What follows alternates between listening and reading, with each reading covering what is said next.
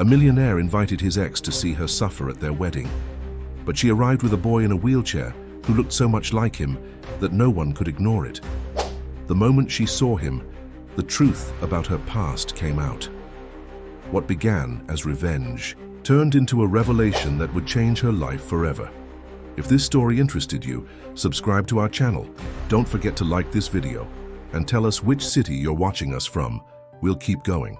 Alexander Reed stood at the window of his penthouse office, gazing at the San Francisco skyline as the setting sun painted the glass buildings in hues of amber and gold.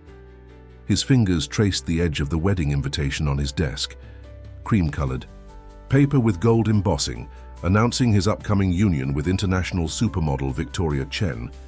At 35, he had everything he'd ever dreamed of. Reed Technologies had just hit a valuation of $12 billion. His face graced the covers of business magazines, and he was about to marry one of the most beautiful women in the world. But something was missing, or rather, someone needed to see all of this. "Are you sure about this, Alex?" Margaret Warner, his longtime mentor and the company's executive director, stood in the doorway. Her steel-gray hair was pulled back in her signature severe bun, her expression a mixture of concern and disapproval. "Send it," he said firmly, turning to face her. "Make sure Sarah Matthews receives her invitation." Margaret's lips tightened into a thin line. "It's been 6 years. Why now?" Alexander picked up the invitation, a smirk playing at the corners of his mouth. "Because now I have everything. I want her to see exactly what she walked away from when she chose her medical career over our relationship." He remembered that rainy night as if it were yesterday.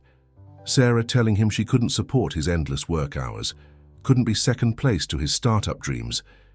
She'd walked away, leaving him alone with his ambitions and his half-finished code.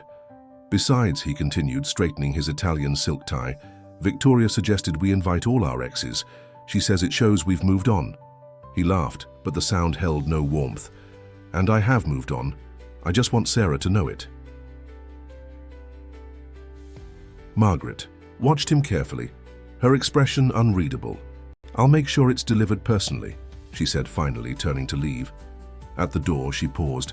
"Alex, sometimes the past is better left in the past." But Alexander wasn't listening. He was already back at the window, imagining Sarah's face when she opened the invitation. Would she regret her choice? Would she finally understand what she'd given up? He'd built an empire from nothing, turned his dorm room startup into a tech giant that was revolutionizing artificial intelligence. The scrawny, awkward coding genius she'd dated in college was now one of the most eligible bachelors in Silicon Valley, or at least he had been until Victoria. The following week, he found himself unusually distracted during meetings, checking his phone more often than usual. The RSVP list updated in real time on his private server, but the name he was looking for hadn't appeared.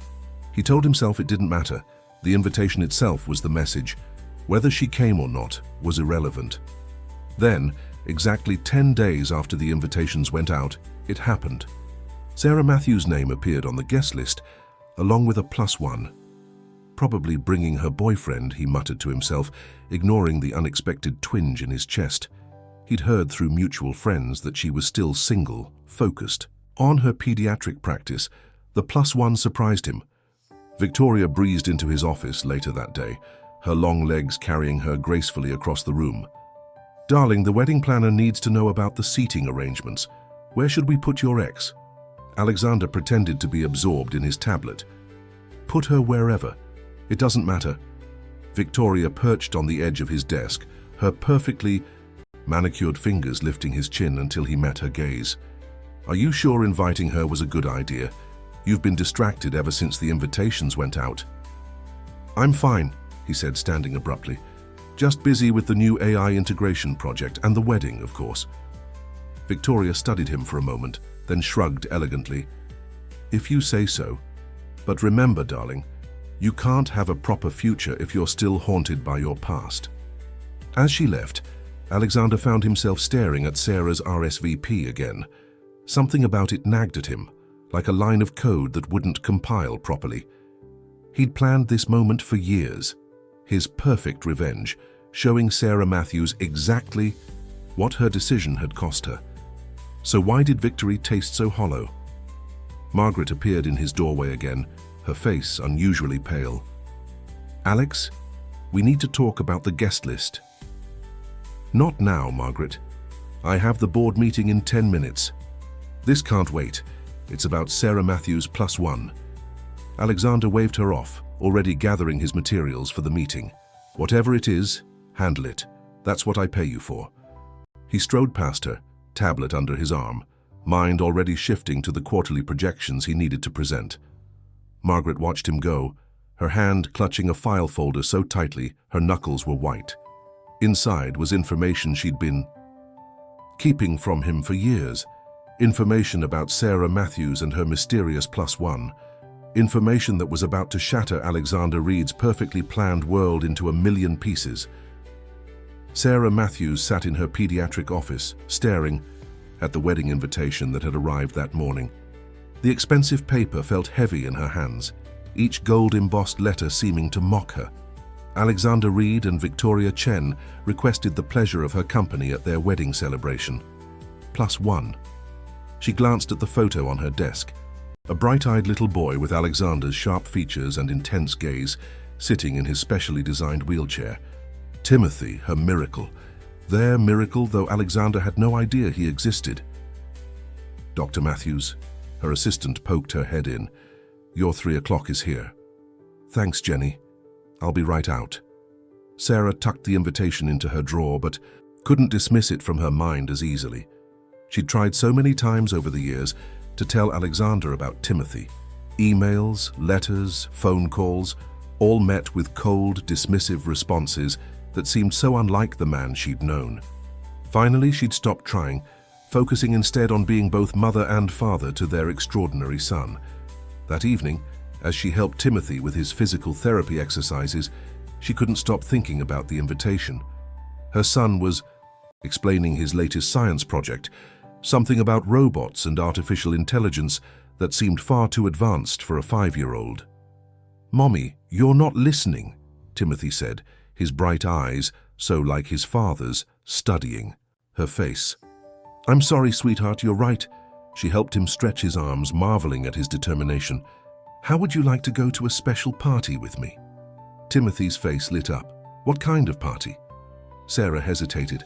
"How do you tell a 5-year-old that you're taking him to his father's wedding? A father who doesn't know he exists?" "It's a very fancy party with lots of important people." "Will there be robots?" Timothy asked eagerly. "Like the ones Daddy makes?" Sarah froze. "What do you mean, sweetheart?" Timothy pointed to a magazine on the coffee table, Alexander's face on the cover, announcing Reed Technologies' latest breakthrough in AI. "I saw his picture. He looks like me, doesn't he? And he makes robots, just like I want to." Sarah's heart squeezed. Of course he'd noticed Timothy was brilliant, just like his father. She'd been foolish to think she could keep the truth from him forever. "Yes, he does look like you," she said softly. "Is he my daddy?" Timothy asked directly, his eyes holding a wisdom far beyond his years. Sarah pulled him into a gentle hug, careful of his positioning. "Yes, baby, he is." "Why doesn't he visit me?" The simple question nearly broke her heart. "He doesn't know about you yet, but we're going to change that." That night, after Timothy was asleep, Sarah sat at her kitchen table with her laptop open, staring at the wedding RSVP page. Her mother, Eleanor, sat across from her, worry etched on her face. "Are you sure about this, Sarah? It's his wedding day. Maybe there's a better way." Sarah shook her head. "I've tried everything else, Mom. For 5 years I've tried. His mentor, Margaret Warner, has blocked every attempt I've made to reach him. She responds to my emails pretending to be him, sends back my letters, blocks my calls. But she can't stop me from attending a public event." Eleanor reached across the table to squeeze her daughter's hand. "What if he reacts badly? What about Timothy? Look at him, Mom. He's exactly like Alexander, not just in looks, but in the way his mind works. He deserves to know his father, and Alexander deserves to know his son." Sarah clicked the RSVP button, marking attendance for 2. Besides, Timothy's starting to ask questions. He found Alexander's magazine cover today. He's so bright, Ellen amused. Just like his father was at that age, I imagine. Sarah smiled, remembering the brilliant, passionate young man she'd fallen in love with in college. Alexander was incredible with children back then. He used to volunteer at the computer science summer camps, teaching kids to code. He'll love Timothy, Mum, I know he will. But as she got ready for bed that night, doubt crept in. What if she was wrong? What if Alexander had changed too much? The cold, dismissive responses to her, attempts at contact suggested he had. But something about those responses had always felt off, too formal, too unlike the man she'd known. Sarah went to check on Timothy one last time. He was sleeping peacefully, his dark hair falling across his forehead, just like his father's. On his bedside table lay the magazine with Alexander's picture, and next to it, Timothy's notebook filled with surprisingly sophisticated drawings of robots and machines. "Soon," she whispered, straightening his covers. "Soon you'll know each other." In her own room, she pulled out a box from her closet, filled with returned letters, printed emails, and medical records she'd tried to share with Alexander over the years. On top lay the first ultrasound picture of Timothy, never seen by his father. Sarah touched it gently, remembering the mix of joy and fear she'd felt that day, knowing she was carrying Alexander's child, but unable to reach him.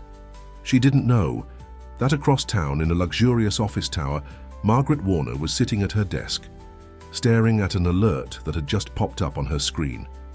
Sarah Matthews, +1. The older woman's hands shook as she reached for her phone, then stopped. No, this required more careful handling. After all, she'd managed to keep this secret for 5 years. Surely she could maintain it for a few more weeks. The weeks leading up to the wedding passed in a whirlwind of preparations. At Reed Technologies, Alexander found himself increasingly distracted, his mind wandering during important meetings. The company's latest AI project, a breakthrough in adaptive learning algorithms, should have had his full attention. But he kept thinking about Sarah's RSVP and her mysterious +1. Victoria noticed his preoccupation during their wedding planning sessions. "Darling," she said one evening as they reviewed the seating arrangements in their penthouse, "you're a million miles away again." Alexander blinked, forcing himself to focus on the tablet showing their reception layout. "Sorry, just thinking about the Anderson contract." "No, you're not," Victoria said, setting aside her glass of champagne. "You're thinking about her, aren't you, Sarah Matthews?" Before he could respond, his phone buzzed with a message from Margaret. She'd been acting strangely lately, insisting on urgent meetings that turned out to be about trivial matters. He ignored the notification. "I'm just surprised she's coming," he admitted, "and bringing someone." Victoria studied him carefully, her model's poise masking any concern. "You know, it's not too late to uninvite her." "That would look petty," Alexander replied quickly, too quickly. "Besides, I want her to see everything she missed out on." "Are you trying to convince me or yourself?" Victoria's voice was gentle, but pointed. Their conversation was interrupted by another buzz from his phone. Margaret again. With a sigh of irritation, he opened the message. "Need to discuss security arrangements for the wedding. Urgent." "I have to take care of this," he said, standing. "Wedding security issues." Victoria raised a perfectly sculpted eyebrow. When do you handle security details? That's what we hired the wedding planner for." But Alexander was already heading to his home office. Margaret's number dialed. "What's so urgent about security?" he demanded when she answered. "Alex, we need to talk about Sarah Matthews' attendance." Margaret's voice was tense. "There are complications." "What complications?" "She RSVP'd weeks ago." "It's about her +1. I think we should—" Alexander cut her off. "Margaret, enough. You've been trying to tell me something about Sarah's guest for weeks. Unless they're bringing a security threat to my wedding, I don't care who it is." There was a long pause on the other end of the line. "Very well," Margaret said finally, her voice tight. "But remember, I tried to warn you." Across the city, in a modest but comfortable home, Sarah was helping Timothy try on his new suit for the wedding.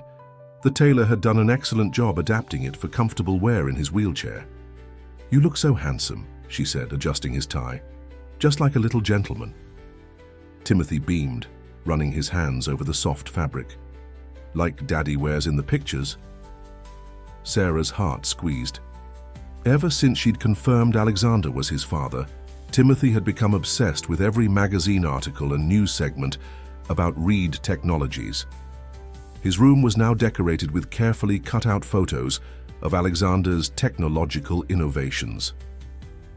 "Exactly.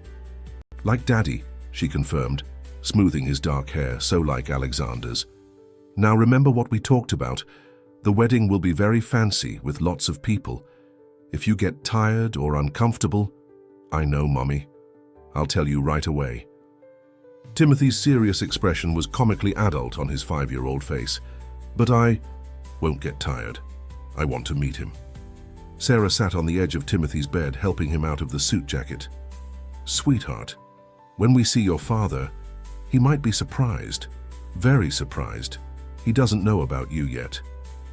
"Because of the mean lady who stops your letters?" Timothy asked innocently. Sarah froze. "What do you mean?" Timothy wheeled himself to his desk, pulling out a drawer. Inside was one of the letters she'd written to Alexander years ago, marked "Return to Sender," in Margaret Warner's distinctive handwriting. "I found it when I was looking for paper for my robot drawings." Sarah took the letter with trembling hands. "Timothy, you shouldn't—" "I'm sorry, Mummy, but I wanted to know more about him. The letter was nice. You told him all about me, even about my special chair. Why didn't he want to read it?" Sarah pulled her son into a gentle hug, blinking back. Tears.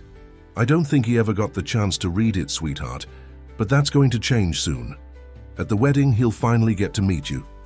Later that night, after Timothy was asleep, Sarah sat at her kitchen table with Dr. James Chen, Timothy's physical therapist and her almost boyfriend. They'd been dancing around a relationship for months, but Sarah had held back, knowing she needed to resolve the situation with Alexander first. "Are you absolutely sure about this?" James asked, concern evident in his voice. "Taking Timothy to his father's wedding, it's quite dramatic." "I've tried everything else," Sarah replied, showing him the stack of returned letters. "Every attempt at contact has been blocked. This is my only chance to make Alexander understand what he's missed, what Margaret has kept from him." James took her hand across the table. "And what if he reacts badly? What about Timothy?" "You don't know Alexander like I do," Sarah insisted. "The man I knew would never reject his own child, especially not one as special as Timothy." "The man you knew," James emphasized gently. "People change, Sarah. The Alexander Reed marrying a supermodel might not be the same person you fell in love with in college." Sarah withdrew her hand, standing to pace the kitchen. "Maybe not, but Timothy deserves to know his father, and Alexander deserves to know his son. Whatever happens after that, we'll deal with it." What Sarah didn't know was that across town, Margaret Warner was making a final desperate attempt to prevent the inevitable. She sat in her home office, surrounded by copies of Sarah's letters, medical records, and photographs she'd intercepted over the years. Her phone displayed a draft message to Sarah. "Please reconsider attending the wedding, for everyone's sake." Her finger hovered over the send button, then dropped. No, it was too late for that. All she could do now was prepare for the chaos that would ensue when Alexander Reed finally met his son. The evening before the wedding, Alexander stood in his private lab at Reed Technologies, surrounded by holographic displays of the company's latest projects. The adaptive AI system they were developing could revolutionize assistive technology. But tonight he couldn't focus on the lines of code floating before him. "Still here?" Victoria's voice startled him. She stood in the doorway, elegant in a designer dress. "We have the rehearsal dinner in an hour." Alexander quickly closed the display he'd been staring at. Not code at all, but a social media search for Sarah Matthews. He'd found her professional profile, listing her as head of pediatric care at San Francisco Children's Hospital, but little else. No personal photos, no information about her life outside work. "Just finishing up some things," he said, straightening his tie. Victoria walked over, her heels clicking on the polished floor. "I had an interesting conversation with Margaret today," she said casually. "She seems very concerned about tomorrow." "Margaret's been acting strange for weeks," Alexander replied, shutting down the lab's systems. "I think she's worried about the company's image with all the press coverage of our wedding." "Are you sure that's all it is?" Victoria's tone was carefully neutral. She specifically mentioned Sarah Matthews. Alexander turned to face his fiancée. "What about her?" "Just that her attendance might cause complications." Victoria studied his face. "Alex, if there's something you're not telling me—" "There's nothing," he interrupted. "Sarah is ancient history. Tomorrow is about our future." Victoria touched his cheek gently. "Is it? Because you've been distracted ever since she RSVP'd, and now Margaret's acting mysterious, and you're here late at night, the day before our wedding, looking up your ex-girlfriend online." Before Alexander could respond, his phone chimed with an alert. The rehearsal dinner would start soon, and the wedding planner was requesting their presence for final preparations. Across town, Sarah was tucking Timothy into bed, trying to calm both his excitement and her own nerves about tomorrow. "Will there be other kids at the wedding?" Timothy asked, clutching his favorite robot toy, one he'd designed himself, which Sarah had helped him build from a kit. "I'm not sure, sweetheart," she answered honestly. "But remember, if you get overwhelmed—" I know," Timothy said with a smile that was pure Alexander. "Tell you right away. But I won't, Mommy. I'm going to be brave, just like in the stories you tell me about Daddy when he was building his company." Sarah's heart clenched. She'd always told Timothy stories about Alexander's determination, his brilliance, his kindness, the man she'd known before success, and Margaret Warner had seemingly changed him. She prayed those qualities were still there, buried beneath the corporate exterior. "Mommy," Timothy's voice was suddenly serious. "What if Daddy doesn't like me?" Sarah sat on the edge of his bed, taking his small hands in hers. "That's impossible, sweetheart. You're the most amazing little boy in the world, and your father, the man I knew, he had so much love to give. He just got lost somewhere along the way." After Timothy fell asleep, Sarah walked through their house checking preparations for tomorrow. His wheelchair was polished and ready, the special cushions adjusted for maximum comfort during the long ceremony. His suit hung pressed and perfect in the closet. Everything was in place for their moment of truth. Her phone buzzed, a text from James. "Are you sure about tomorrow? I can come with you for support." Sarah typed back, "Thank you, but no. This needs to be just Timothy and me." Meanwhile, at the rehearsal dinner, Alexander found himself going through the motions, his mind elsewhere. The event was perfect. Victoria had ensured every detail was flawless, but something felt off. Margaret kept shooting him, worried. Glances and even his best man noticed his distraction. "Cold feet?" his friend Jason asked during a quiet moment. "No," Alexander replied automatically. But was that true? He wasn't having doubts about Victoria. She was perfect, their relationship made sense. It was something else, a nagging feeling that he was missing something important. As the evening wound down, Margaret made one last attempt to talk to him. "Alex, please, just listen to me about Sarah." "Enough," he snapped, louder than intended, drawing curious looks from nearby guests. Lowering his voice, he continued, "Whatever game you're playing, whatever you're worried about, it stops now. Tomorrow is my wedding day and nothing is going to complicate that." Margaret stepped back, her face pale. "Very well. But remember that I tried to prepare you. Whatever happens tomorrow, remember that everything I did was to protect you and the company." Alexander stared at her, confusion mixing with growing suspicion. But before he could question her further, Victoria appeared at his side, ready to leave for their last night apart before the wedding. As his driver took him home, Alexander found himself thinking not about tomorrow's ceremony, but about Sarah Matthews and her mysterious +1. In less than 12 hours, he would finally have his moment of triumph. showing her everything she'd given up. But why did it feel less like victory and more like standing on the edge of an abyss? The morning of the wedding dawned clear and bright over San Francisco. At the St. Regis Hotel where the ceremony would take place, an army of wedding planners and decorators transformed the grand ballroom into an elegant wonderland of white roses and crystal. Alexander stood at the window of his preparation suite, watching the city come alive below. "Everything's ready," Jason said, adjusting his best man's tie. "The press is being kept at a respectful distance, security's in place, and Victoria's already in her preparation suite. You sure you're okay? You look like you're heading to a board meeting instead of your wedding." Alexander straightened his custom-made tuxedo, trying to shake off his unease. "I'm fine, just want everything to be perfect." "Perfect for whom?" Jason asked carefully. "Victoria or your ex-girlfriend?" Before Alexander could respond, there was a commotion in the hallway. Margaret burst into the room, her usually impeccable appearance slightly disheveled. "Alex, please, we need to talk before the ceremony. It's about Sarah." "Not now, Margaret," Alexander cut her off sharply.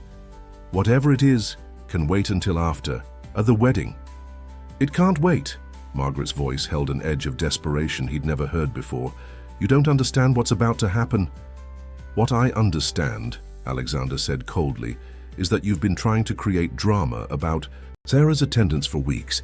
Enough, this is my wedding day and nothing is going to spoil it." Margaret's face went pale. "Very well, but remember I tried to tell you." She turned and left, her heels clicking rapidly on the marble floor. Jason watched her go with raised eyebrows. "What was that about?" "I have no idea," Alexander replied, but a knot of unease tightened in his stomach. Across the city, Sarah was helping Timothy get ready, her hands trembling slightly as she adjusted his bow tie. He looked so handsome in his suit, his dark hair neatly combed, his eyes bright. With excitement, "Remember everything we practiced?" she asked, smoothing his lapels. Timothy nodded solemnly. "Stay calm, be polite, and if I get tired or uncomfortable, tell you right away." He paused, then added, "And remember that no matter what happens, you love me, and I'm special, just the way I am." Sarah blinked back tears, amazed once again by her son's wisdom and strength. "That's right, sweetheart. And remember, your grandmother will be waiting at home afterward, no matter what happens." Timothy wheeled himself to the mirror, checking his reflection. "Do you think he'll like my chair? I decorated it specially for the wedding." He had indeed personalized his wheelchair for the occasion, adding subtle silver accents that matched his suit. "It looks perfect," Sarah assured him, trying to keep her voice steady. "Are you ready?" Timothy's face took on the determined expression she knew so well, the same look she'd seen countless times on Alexander's face during their college days. "Ready, Mommy." The drive to the St. Regis was quiet, Timothy watching. The city passed by while Sarah tried to control her racing heart.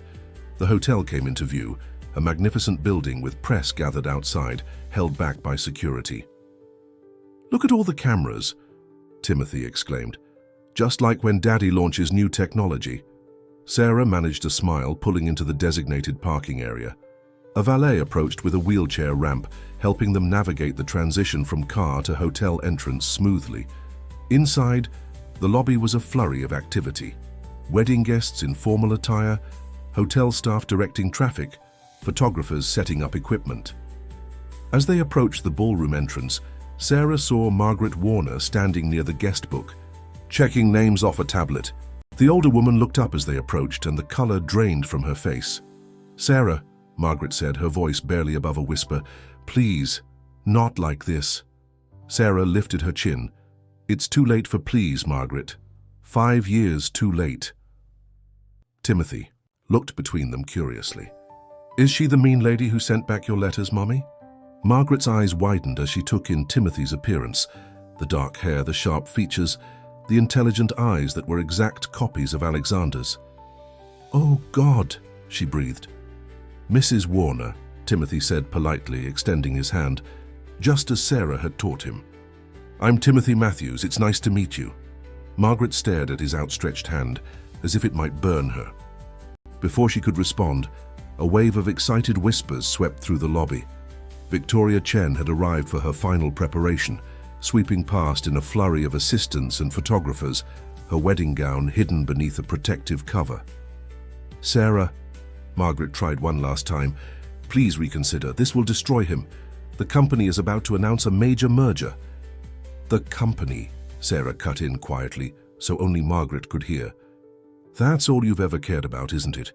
Not Alexander, not his happiness, and certainly not his son. Well, today that changes." With that, she guided Timothy's wheelchair past Margaret toward the ballroom where guests were beginning to be seated. As they entered, she heard the whispers start, guests noticing Timothy's remarkable resemblance to the groom, questioning glances being exchanged. "Mommy," Timothy whispered, gripping her hand.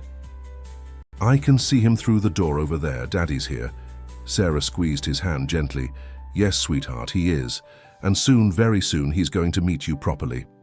In his preparation room, Alexander felt a sudden chill run down his spine, as if someone had walked over his grave. He turned from the window just as Jason entered with news that guests were being seated. "It's time," Jason said. Alexander nodded, straightening his tie one final time. "Yes," he said. "It's time." The grand ballroom of the St. Regis was a vision in white and crystal, with sunlight streaming through tall windows to create rainbow prisms across the marble floor. Guests filled the rows of elegant chairs, their excited chatter creating a gentle buzz of anticipation. Sarah guided Timothy's wheelchair to a spot in the middle section, close enough to be clearly visible, but not so close as to be confrontational. "There are so many people," Timothy whispered, his eyes wide as he took in the elaborate decorations and crowd of well-dressed guests. "Remember what we practiced," Sarah said softly, squeezing his shoulder. "Just be yourself." Around them, the whispers had already started. She could hear fragments of conversation. "Looks just like him. Could it be? Who is that child?" The murmurs grew louder as more people noticed Timothy's uncanny resemblance to Alexander. In his preparation room, Alexander was making final adjustments to his appearance when Jason burst in. "Alex, you need to see this. There's someone, what is it?" Alexander turned, irritated by his best man's unusual flustered state. "It's Sarah. She's here and she's not alone. There's a child with her in a wheelchair and Alex..." Jason ran a hand through his hair. "He looks exactly like you." Alexander felt the room tilt slightly. "What are you talking about?" "Come see for yourself." But before Alexander could move, the wedding coordinator appeared. "Mr. Reed, we're ready to begin. Please take your place at the altar." Jason grabbed his arm. "Alex, wait. You need to see..." "Whatever it is can wait," Alexander said firmly, though his heart was racing. "The ceremony is starting." The traditional wedding march began to play as Alexander took his place at the altar. The bridesmaids processed in pairs, followed by Victoria's maid of honor. The guests stood as the bride's entrance music began, but Alexander found his eyes drawn not to the back of the room where Victoria would appear, but to the middle section where he could see Sarah Matthews standing next to a small figure in a wheelchair. From his position, he could only see the back of the child's head, dark hair just like his own. Something inside him shifted, a recognition he couldn't explain. The world seemed to slow down as Victoria began her walk down the aisle, radiant in her designer garçon. She was a vision of perfection, everything a bride should be, but Alexander's gaze kept being pulled back to that small figure in the wheelchair. As Victoria reached the altar, the guests seated themselves. And for the first time, Alexander had a clear view of Timothy. The boy sat tall in his wheelchair, his posture perfect despite his physical challenges. But it was his face that caused Alexander's breath to catch. It was like looking at his own childhood photos. The same sharp features, the same intense eyes, even the same serious expression he'd worn as a child. The officiant began to speak, but the words seemed to come from very far away.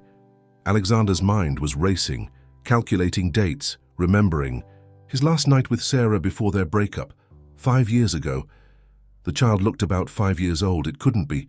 But those features, that face, If anyone can show just cause why this couple cannot lawfully be joined together in matrimony, let them speak now or forever hold their peace." The traditional words rang through the ballroom. In the sudden silence, Sarah stood, placing her hand on Timothy's shoulder. She didn't need to speak.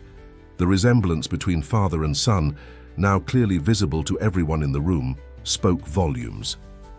Alexander stared at the child, at his son, and felt the carefully constructed world he'd built begin to crumble. Every dismissive response he thought he'd sent to Sarah, every ignored attempt at contact, every blocked message, Margaret's strange behavior, her desperate attempts to talk to him about Sarah's +1. "Alex?" Victoria's voice was soft, concerned. She'd followed his gaze and seen what everyone else was seeing. Her hand touched his arm gently. "Who is that child?" But Alexander couldn't respond.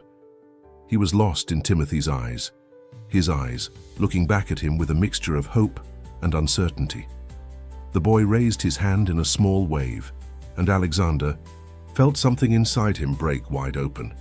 Without conscious thought, he took a step forward, then another, moving away from the altar, away from Victoria, toward the truth that had been hidden from him for 5 years.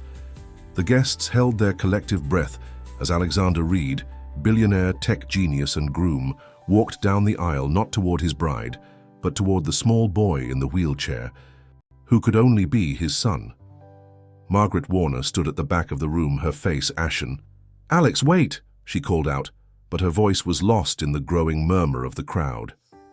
Timothy looked up at his approaching father, his face a mirror of Alexander's own determination. "Hello," he said clearly, his voice carrying in the hushed room. "I'm Timothy. I've been waiting a very long time to meet you." The silence in the St. Regis ballroom was absolute as Alexander knelt beside Timothy's wheelchair, his eyes taking in every detail of his son's face. The boy's dark hair, the determined set of his jaw, the intelligence shining in his eyes. It was like looking into a mirror of his own childhood. "Timothy," Alexander repeated softly, tasting the name of the son he never knew he had. How old are you?" 5 years and 4 months, Timothy answered promptly. "I like robots and artificial intelligence, just like you. I've read all about your company's work on adaptive learning algorithms." A choked sound that was half laugh, half sob escaped Alexander's throat. Of course his son would be interested in AI. Of course he would understand concepts most adults struggled with. Victoria's voice cut through the moment. "Alex?" She stood at the altar, her perfect wedding dress suddenly seeming out of place. "What's happening?" Alexander stood slowly, his hand resting on Timothy's wheelchair. "I think," his voice cracked, "I think I've just met my son." The ballroom erupted in whispers. Photographers who had been hired to document the wedding were now frantically capturing this unexpected drama. Margaret Warner pushed through the crowd, her face pale with panic. "Alex, please," she began, "let me explain." "Explain what, Margaret?" Alexander's voice was deadly quiet. "Explain how my son has been here in San Francisco all this time. Explain why every attempt Sarah made to contact me was blocked." Sarah stepped forward, her voice steady despite the tension. "I tried for years to tell you, Alexander. Letters, emails, phone calls, all met with cold rejections, or what I thought were rejections from you." Margaret's composure finally cracked. "I had to protect the company. We were in the middle of crucial funding rounds. News of an illegitimate child would have destroyed investor confidence. I thought once the company was stable." "You thought what?" Alexander's voice rose. "That you could keep my son from me indefinitely? That you had the right to make that decision?" Timothy's small voice cut through the growing tension. "Daddy, are you angry that I came?" The simple question stopped Alexander cold. He turned back to his son, seeing uncertainty in those familiar eyes. Kneeling again, he took Timothy's small hand in his. "No, not at you, never at you. I'm angry at the people who kept us apart." Victoria stepped down from the altar, her designer heels clicking on the marble floor. Unlike Margaret's panic or the guests' shock, her face showed only sad understanding.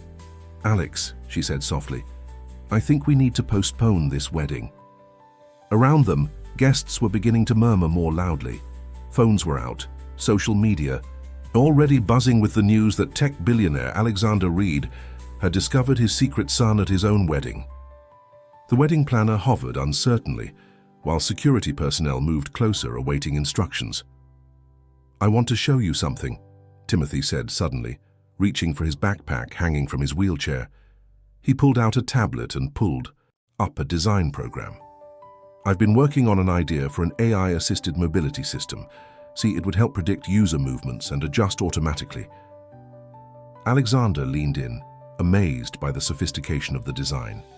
"This is incredible. Did you do this yourself?" "Mommy helped me with some of the technical parts," Timothy said proudly.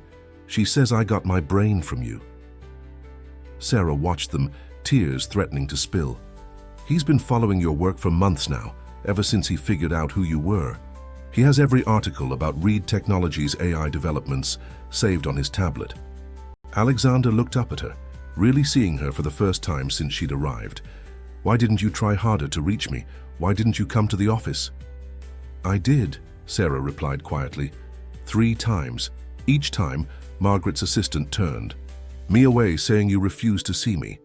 After a while, I realized someone was deliberately keeping us apart, but I never stopped trying to find a way to tell you." Victoria had moved to stand beside Margaret, her face tight with controlled emotion. "All those urgent meetings these past few weeks, you knew this was coming, didn't you, Margaret? You knew Sarah would bring Alexander's son to the wedding." Margaret's shoulders slumped. "I tried to prevent it. I tried to protect everything we'd built." "Built on lies," Alexander interrupted, standing again. "Built by keeping me from my son." He turned to Victoria. "I'm sorry, I had no idea." Victoria managed a small, sad smile. "I know you didn't. But right now, I think you need some time with your son. And I need some time to process all this." She turned to the gathered guests. "Ladies and gentlemen, I'm afraid the ceremony will not be proceeding today. Please accept our apologies."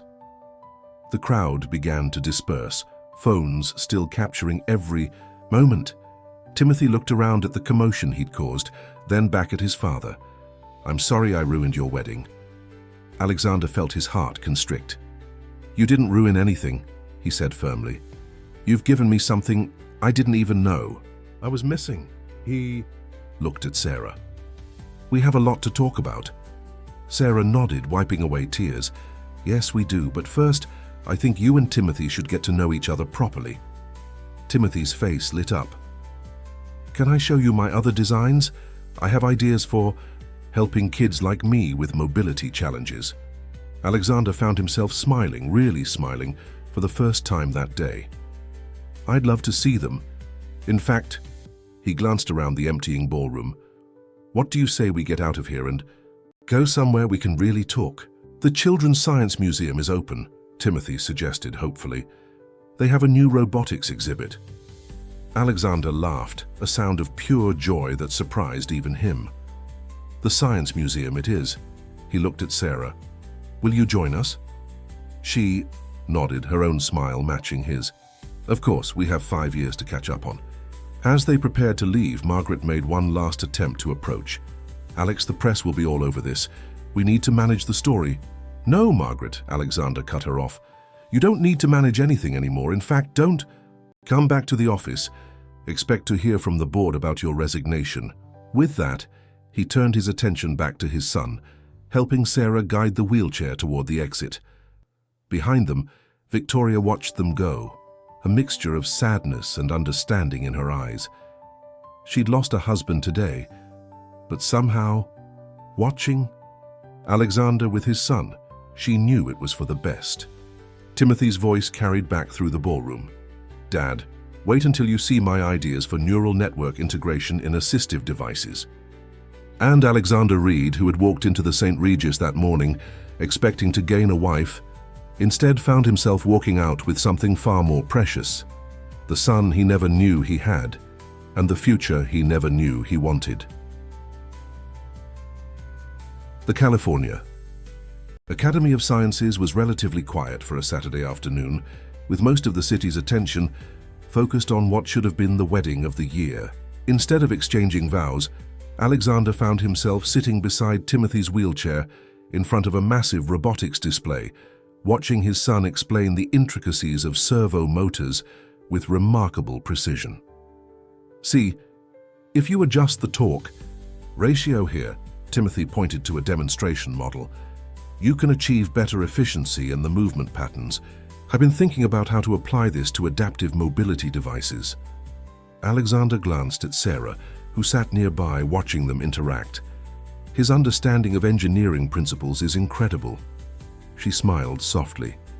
He's been taking apart and rebuilding his electronic toys since he was 3. The physical therapists say they've never seen anyone his age so determined to understand how everything works. Timothy wheeled himself to another display, his eyes bright with excitement. "Dad, look at this neural interface demonstration. It's similar to what your company is developing, isn't it?"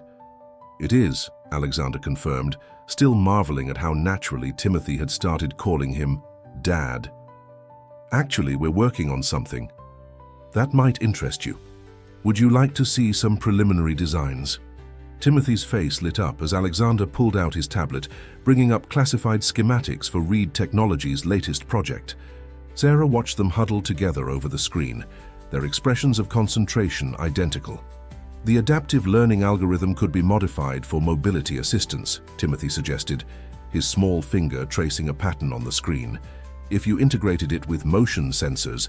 "That's brilliant," Alexander breathed, seeing his project through new eyes. "We never considered applying it that way." Sarah cleared her throat gently. "Timothy, sweetheart, why don't you explore the next exhibit while your father and I talk?" For a moment, Timothy looked between them, understanding in his young eyes. "Okay, but Dad, will you look at my designs after?"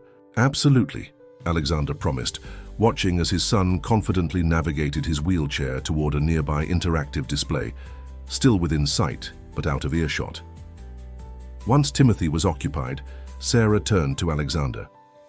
"I need you to understand something. He's brilliant and determined, but he's also a 5-year-old boy who's just met his father. He's vulnerable, Alexander. If you're going to be in his life, it has to be completely." Alexander met her gaze steadily. "I've missed 5 years with my son because of Margaret's deception. I won't miss another day." He ran a hand through his hair, emotions overwhelming him. "Why didn't you come to my house, try to reach me personally?" "I did," Sarah replied quietly. 3 months after Timothy was born. Margaret's security team turned me away, saying you'd filed a restraining order. Of course, now I know that was a lie, but at the time," she swallowed hard, "I was a single mother with a newborn who needed special care. I couldn't fight a billion-dollar company." Alexander's hands clenched into fists. "I'll never forgive her for this." "Don't focus on anger," Sarah advised gently. "Focus on Timothy. He needs his father, not a man consumed by revenge." They both turned to watch their son, who was earnestly explaining something about robotics to a fascinated museum docent. Alexander felt a surge of pride mixed with deep regret for all the moments he'd missed. "Tell me everything," he said. "The pregnancy, his birth, his condition. I want to know all of it." Sarah took a deep breath. The pregnancy was difficult. There were complications at birth, which led to his mobility challenges. But from the moment he opened his eyes, it was clear he had your mind, your determination. The doctors said he might never speak. He was talking in full sentences by age 2. They said his fine motor skills would be severely limited. He taught himself to code on my tablet when he was 4. "And his medical care, his therapy?" Alexander asked, already making mental notes. "I had help from my mother, and my medical insurance covered most of it. We managed." Sarah's voice held no accusation, but Alexander felt the weight of his absence. "That changes now," he said firmly. "I'm setting up a trust fund for him immediately, and I want to explore every possible treatment option."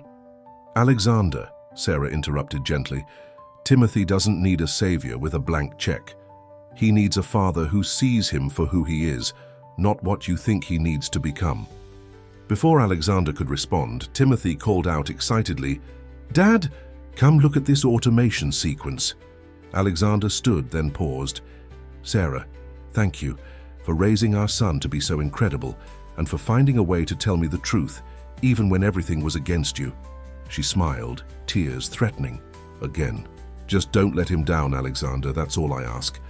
"Never," he promised, already moving toward Timothy, who was beaming at him with unrestrained joy. As Alexander crouched beside his son's wheelchair, listening intently to Timothy's detailed analysis of the museum's robotic arm display, he realized something profound. The revenge he'd planned at his wedding had backfired spectacularly, but had given him something far more valuable than vindication. It had given him his son, and with him, a chance to redefine his entire understanding of success and happiness. Sarah watched them together, her heart full. The road ahead wouldn't be simple. There would be press to deal with, adjustments to make, relationships to rebuild. But watching Timothy's face light up as he shared his ideas with the father he'd dreamed of meeting, she knew that somehow, everything would work out exactly as it should. The following week brought a whirlwind of changes at Reed Technologies. Alexander sat in his office, surrounded by holographic displays showing the morning's headlines. Tech billionaire discovers secret son at own wedding. Reed Technologies CEO cancels wedding after dramatic revelation. Margaret Warner steps down amid family cover-up scandal. But his attention wasn't on the press coverage. Instead, he was focused on a video call with Sarah and Timothy, watching his son demonstrate his latest robotics project. "I integrated the motion sensors like you suggested, Dad," Timothy explained, his face animated as he showed off the small robotic arm he'd built. "See how it responds to different movement patterns?" "That's impressive engineering," Alexander replied, his chest swelling with pride. "Have you thought about adding a machine learning component to improve its adaptability?" Sarah's voice came from off-screen. "He's been up since dawn working on the code for that exact feature." The sound of a throat clearing interrupted their conversation. Jason, Alexander's best man and now acting COO, stood in the doorway with a stack of documents. "Sorry to interrupt, but the board is waiting for the emergency meeting." Alexander nodded reluctantly. "I have to go, buddy, but how about dinner tonight? I want to hear more about your ideas for the adaptive interface." Timothy's face lit up. "Can we eat at the house? The one with the big lab in the basement that I saw in the magazine?" "Of course," Alexander smiled. "I'll have the chef prepare whatever you'd like." After ending the call, Alexander turned to Jason. "How bad is it?" "The board's nervous about the publicity, but our stock is actually up. Turns out the public loves the story of a tech billionaire choosing his long-lost son over a superficial society wedding." Jason paused. "Victoria's been incredibly gracious about everything. She released a statement supporting your decision and asking for privacy." Alexander ran a hand through his hair. "I need to thank her properly. She deserved better than finding out like that." "And Margaret? Her resignation is being processed. The legal team is reviewing every decision she made in the past 5 years." Alexander's voice hardened. "She didn't just keep me from my son. She actively interfered with my personal communications and made decisions without my knowledge." They walked together to the boardroom where the company's directors waited. Alexander had spent the past week restructuring his role, delegating day-to-day operations to focus more time on Timothy. Now it was time to present his new vision for the company. The board members sat in tense silence as Alexander took his place at the head of the table. Before he could speak, Eleanor Chen, one of the senior directors, raised her hand. "Before we begin, I want to say something," she said firmly. "I've known you since you were coding in your dorm room, Alexander. The fact that you're prioritizing your son, that's not a weakness. It's exactly the kind of leadership we need." Murmurs of agreement rippled around the table. Alexander felt a weight lift from his shoulders as he began his presentation. "Reed Technologies has always been about innovation that improves lives," he began, pulling up a holographic display.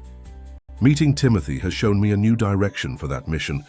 I want to redirect 30% of our R&D budget to adaptive technology development, not just mobility assistance, but comprehensive solutions for children with various challenges."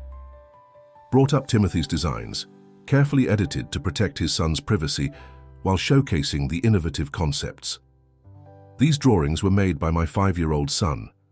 Imagine what we could create if we dedicated our resources to making his ideas reality, not just for him, but for millions of children like him. The board members leaned forward, intrigued.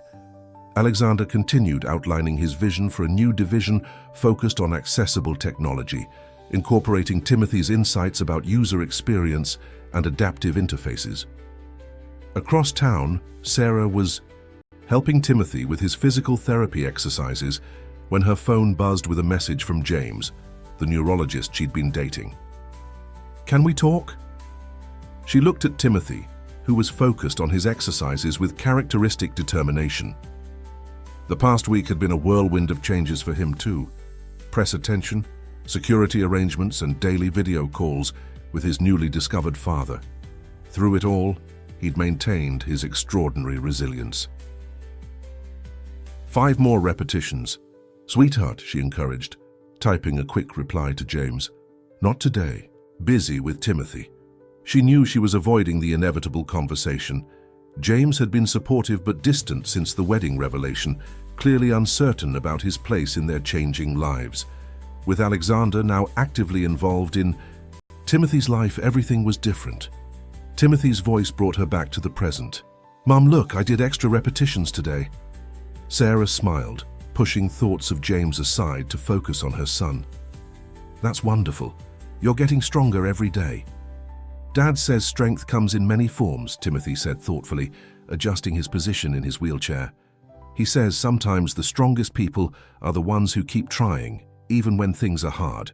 Sarah felt tears prick her eyes, remembering the Alexander she'd fallen in love with in college, the idealistic young man who believed in changing the world through technology. Somehow, despite everything, that man was still there, now sharing his wisdom with their son. The doorbell rang and Timothy's face lit up. "Is that the special chair Dad sent? He said it was coming today." Sarah checked her security panel. Alexander's team had installed it the day after the wedding and saw a delivery crew from Reed Technologies. "Yes, it is. Ready to try it out." Timothy practically bounced in his current wheelchair. "The one with the AI assistance system he's been telling me about?" "Yes." As Sarah opened the door, she reflected on how much had changed in just a week. The truth she'd carried for 5 years was finally out, and while the aftermath wasn't simple, watching Timothy blossom under his father's attention made every complicated moment worthwhile. The delivery crew wheeled in a sleek, custom-designed wheelchair that looked more like a piece of advanced technology than medical equipment. Timothy's eyes widened as they began to explain its features she realized had been inspired by his own designs. "Dad used my ideas," Timothy whispered in awe as the crew demonstrated the adaptive learning system he'd dreamed up. Sarah smiled, sending a quick photo to Alexander. His response came immediately. "Just the first of many collaborations with my brilliant son." Looking at Timothy's radiant face as he explored his new chair, Sarah knew that somehow, despite all the odds and obstacles, everything had worked out exactly as it should. Their unusual family was finding its way one day at a time. The autumn sunshine streamed through the floor-to-ceiling windows of Alexander's home lab, where he and Timothy were hunched over a workbench, surrounded by technical drawings and prototype components. It had been 2 weeks since the wedding, that wasn't, and they had fallen into an easy routine of afternoon work sessions. "If we adjust the response time here," Timothy suggested, pointing to a circuit board with surprising confidence, "the mobility assistance would be smoother." Alexander watched in amazement as his son manipulated the 3D holographic design interface with natural skill. "You've really thought this through, haven't you?" "I had lots of time to think about it," Timothy replied, his small face serious. "When I was doing my therapy exercises, I would imagine ways to make things better, not just for me, but for all kids who need help moving around." Sarah stood in the doorway watching them work together. These sessions had become sacred time for father and son, hours spent sharing ideas and building prototypes. But today, she had news that might disrupt their bubble of happiness. "Timothy," she called softly, "it's time for your therapy appointment." Both dark heads looked up, wearing identical expressions of disappointment. "5 more minutes?" they asked in unison, then laughed at their synchronicity. The therapist is already waiting, Sarah said apologetically. But I need to talk to your father for a moment. Timothy sighed but began gathering his tablet and drawings. Dad, will you help me test the new interface tomorrow? I wouldn't miss it for anything, Alexander promised, helping Timothy transfer from his workbench chair to his AI-assisted wheelchair, the prototype they'd been refining together. Once Timothy had wheeled himself out to meet his therapist, in the adjacent room, Sarah turned to Alexander. James asked to meet with us, both of us. Alexander's expression tightened slightly. He knew about Sarah's relationship with the neurologist, though they'd never discussed it directly. About Timothy's treatment? No, Sarah said quietly. About everything. He's been distant since the wedding. I think he needs closure. Alexander nodded slowly, wiping his hands on a cloth. Do you want closure? The question hung in the air between them, heavy with unspoken possibilities. The past 2 weeks had brought them into daily contact, co-parenting their extraordinary son. Old feelings had begun stirring, complicated by their shared history and present circumstances. I don't know, Sarah admitted. Everything's changed, so fast.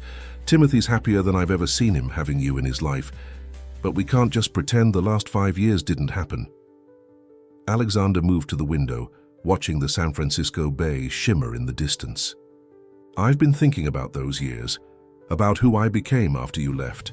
The company consumed me and I let it. I thought success meant proving everyone wrong, showing what I could achieve alone. You achieved incredible things, Sarah said, softly. But at what cost? He turned to face her. I lost myself somewhere along the way, became the kind of person who would invite an ex to his wedding out of spite. The kind of person Margaret could manipulate because she knew I cared more about the company's image than anything else.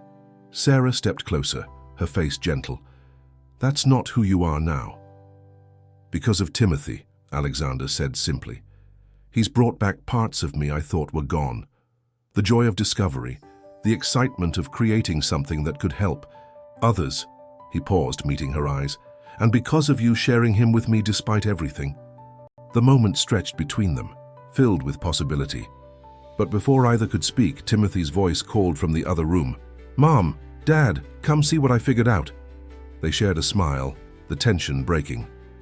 We should meet with James, Alexander said finally. Clear the air, figure out where everyone stands. Sarah nodded, grateful for his understanding. Thank you for everything you're doing for Timothy, for being the father he always deserved. Thank you for raising him to be so incredible, Alexander replied. And Sarah, whatever happens with James, with us, with anything, Timothy comes first, always. Always, she agreed. They walked together to the therapy room where Timothy was eagerly demonstrating a new feature he'd discovered in his wheelchair's interface. Watching him explain the technical details to his impressed therapist, both parents felt the same surge of pride and love. The future was uncertain, relationships complex and evolving. But at the center of it all was this remarkable little boy, bringing together the pieces of his family in his own unique way. As Timothy smiled up at them, his eyes bright. With intelligence and joy, Sarah and Alexander exchanged a look of perfect understanding. Whatever came next, they would face it together, guided by their son's extraordinary spirit.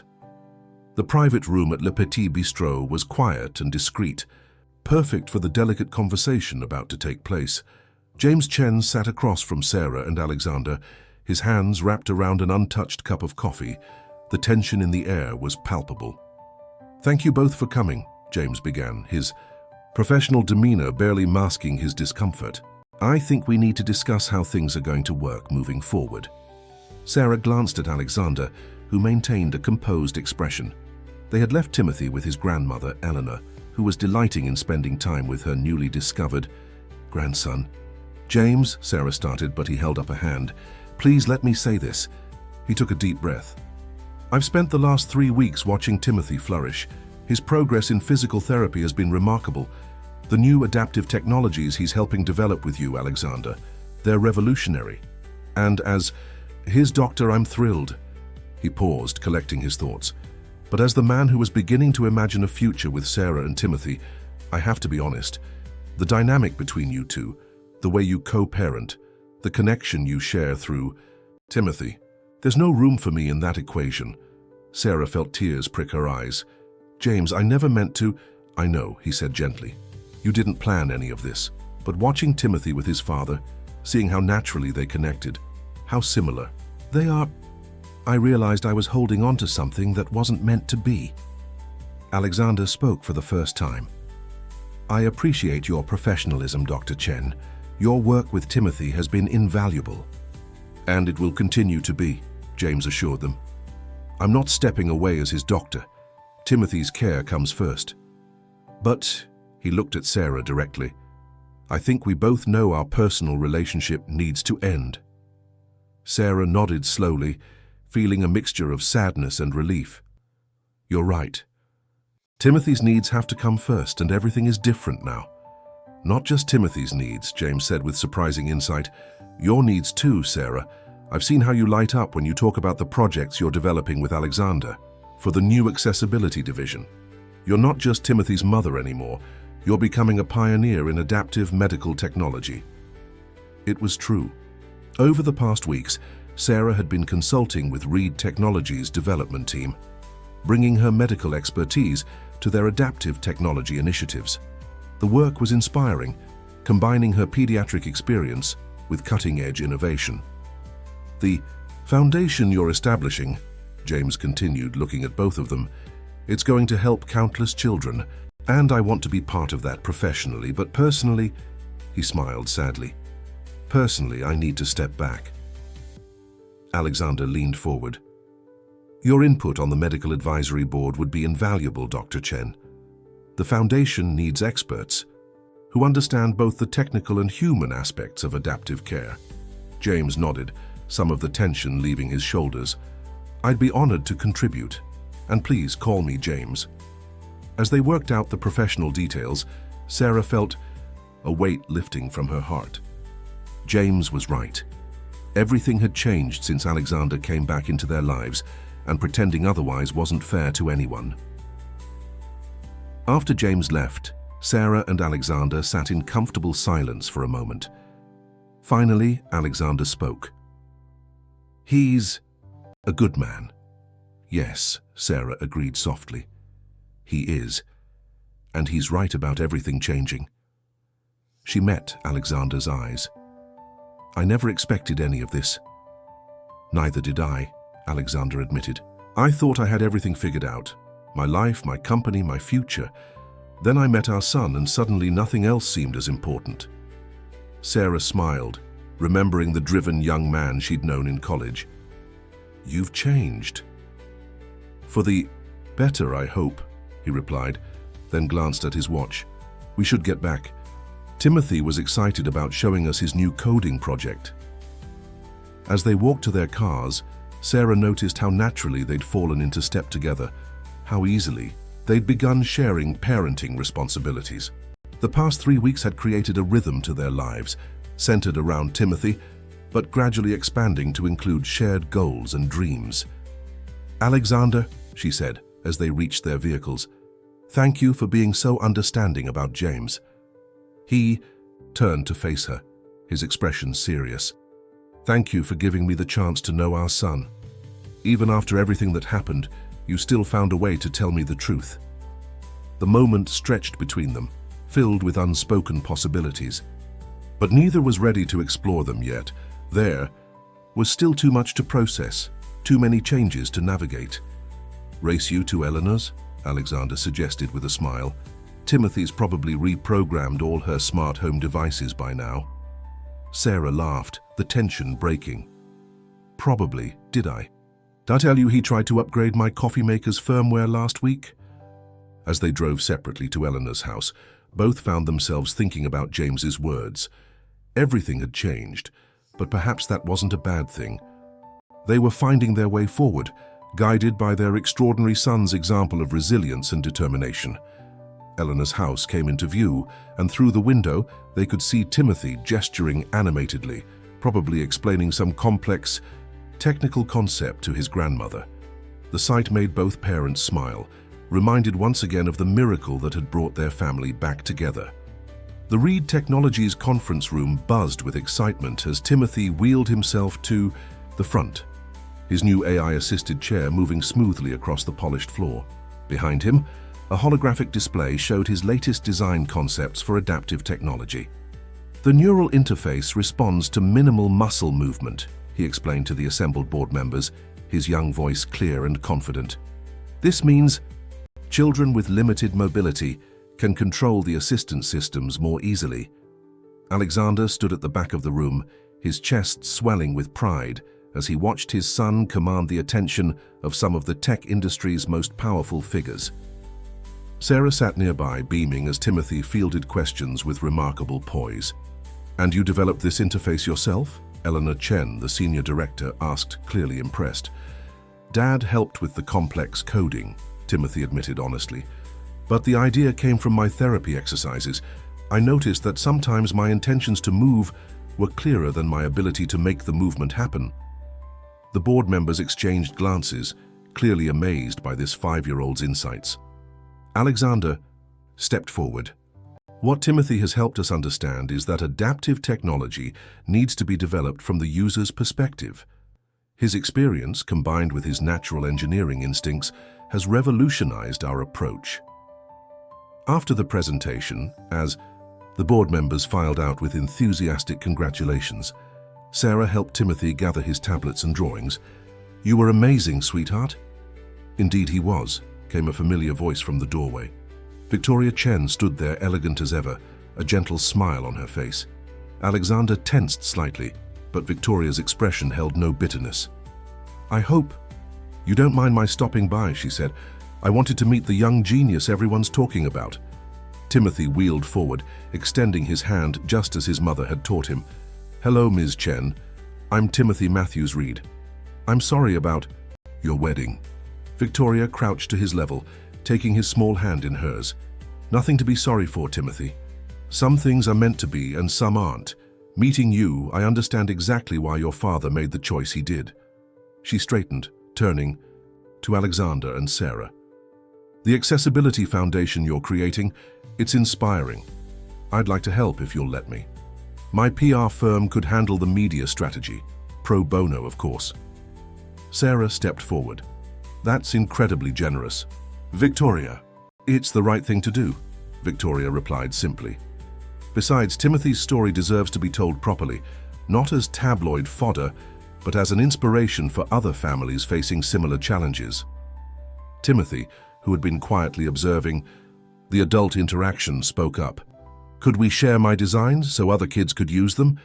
Victoria's face softened. "That's exactly the kind of story we should be telling." She turned to Alexander. "You chose well even if you didn't know you were choosing at the time."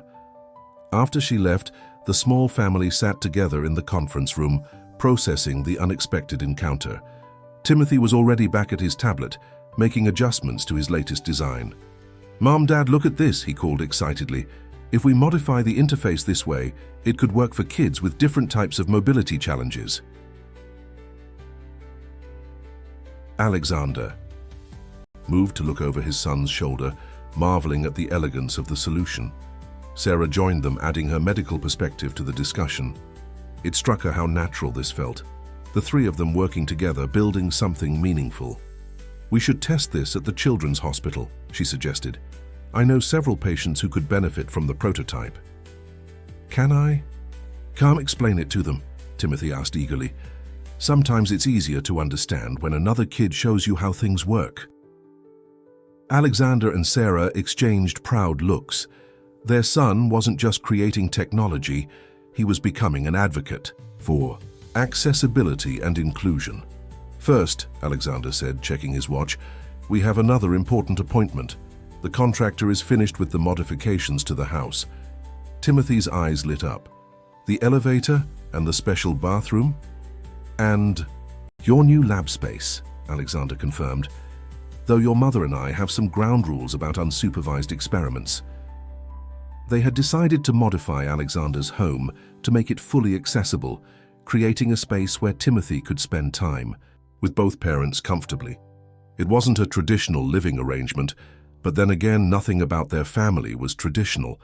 As they packed up to leave, Sarah noticed how Timothy's new chair smoothly adjusted to his subtle movements, the AI learning and adapting to his needs, just like their family was learning and adapting, finding their own unique way forward.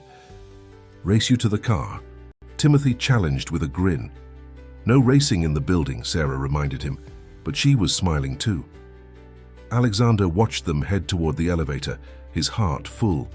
The past month had transformed his life in ways he never could have imagined. His company was pioneering new directions in adaptive technology, inspired by his son's brilliant mind. His personal life had shifted from carefully controlled perfection to beautiful chaos. And somehow, in losing the life he'd planned, he'd gained something infinitely more precious. "Dad!" Timothy called from the elevator. "Coming?" "Always," Alexander replied, hurrying to join his family. As the doors closed, he caught a glimpse of their reflection, father, mother, and son, together at last. Not the way any of them had expected, but exactly the way it was meant to be.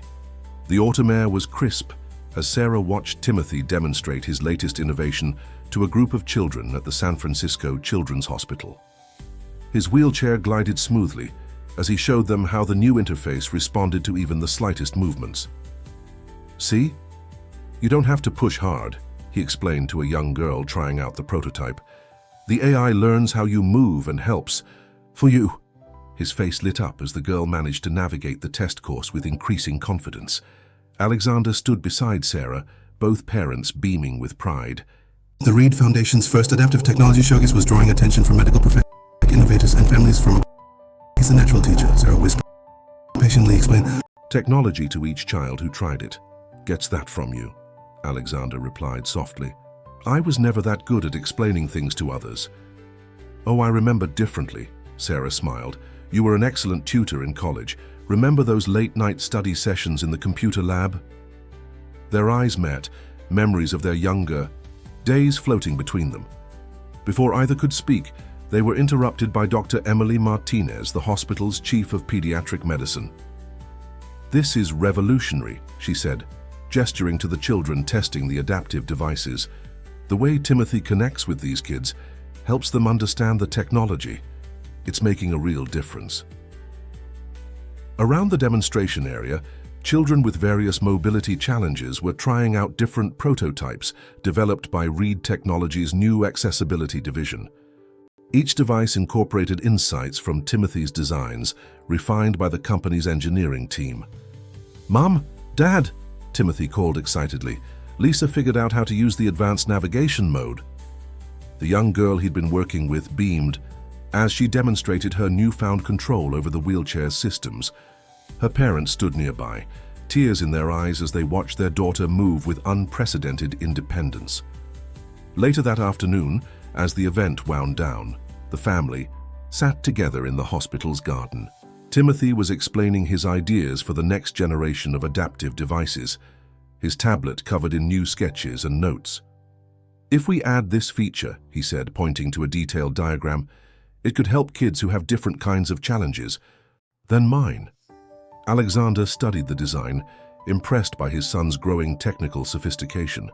"We could integrate this with the neural response system we're developing. And it would be compatible with standard medical monitoring equipment," Sarah added, her medical expertise complementing their technical discussion. A small cough interrupted their family brainstorming session. Victoria stood nearby, holding a tablet of her own. "Sorry to interrupt, but you'll want to see this." She handed them her tablet, displaying multiple news articles about the day's showcase. The headlines were overwhelmingly positive. 5-year-old, Tech prodigy revolutionizes adaptive technology. Reed Foundation breaks new ground in accessibility. Father-son team transforms. Mobility assistance. "The response has been incredible," Victoria said. "We've already received inquiries from hospitals and research institutions across the globe. They want to partner with the foundation." Timothy looked up from his own designs. "Does that mean more kids can try the new chairs?" "It means," Victoria smiled, "that your ideas are going to help children all over the world." Sarah squeezed her son's hand. watching his face light up with the realization that his innovations could help others like him. It was moments like these that made all the challenges worthwhile. "There's something else," Victoria continued, her expression turning serious. "The board at Reed Technologies has been discussing the future of the company's leadership." Alexander tensed slightly. "What about it?" "They're impressed, Alexander, not just with the technology, but with how you've redirected the company's resources to make a real difference. They're talking about expanding the accessibility division into its own subsidiary." Timothy wheeled closer, listening intently as Victoria explained the board's vision for a new company, focused entirely on adaptive technology and accessibility solutions. "They want you to lead it," she told Alexander, "but with a difference. They want Timothy involved as a key consultant, with Sarah heading the medical advisory team." Sarah blinked in surprise. "Me? Your expertise in pediatric care, combined with your understanding of the technical aspects. It's unique," Victoria explained. "Plus, you've been instrumental in bridging the gap between medical needs and technological solutions." Alexander looked at his son, then at Sarah. "It would mean restructuring everything. The company, our schedules, our lives. But we'd be helping people," Timothy said simply. "Isn't that what matters most?" His parents exchanged glances, both recognizing the wisdom in their son's words. Over the past months, they'd learned to navigate co-parenting, professional collaboration, and their evolving personal relationship. This would be another adjustment, another step in their unconventional journey. "We should discuss it," Sarah said carefully. "All of us as a family." "Family meeting," Timothy suggested brightly. "We could have it in the new lab space at Dad's house. I want to show you both my latest project anyway." Victoria smiled, watching the family dynamic at play. "I'll leave you to it, but the board would like an answer by the end of the week." As she left, Alexander, Sarah, and Timothy remained in the garden, the late afternoon sun casting long shadows across the ground. Around them, the last few families from the showcase were leaving, many stopping to thank Timothy for his help and demonstrations. "You know," Alexander said thoughtfully, "when I first invited Sarah to our wedding, I thought I was going to show her everything she'd missed out on." He smiled at his son.